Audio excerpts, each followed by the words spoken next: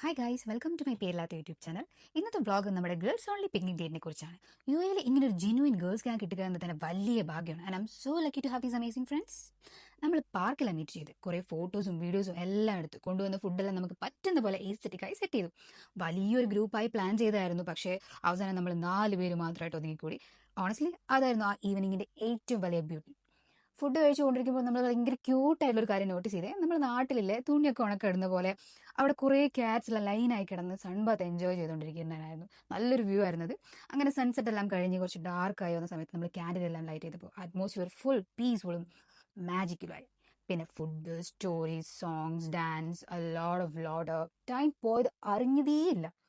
അങ്ങനെ പിന്നെയും എൻലെസ് കഥ പറച്ചിൽ, random conversation, future plans, gossip sessions ഒക്കെ ആയി നമ്മൾ എല്ലാവരും സൈഡായി കിടന്ന് ചിൽ ചെയ്ത് ചിരിച്ച് സംസാരിച്ച് ആ മൊമെന്റ് ഫുൾ എൻജോയ് ചെയ്തു. ഹോണസ്റ്റ്ലി ഗൈസ്, ഇതൊക്കെ ഒരു ദിവസം കൊണ്ട് തീരുന്ന മെമ്മറീസ് അല്ല.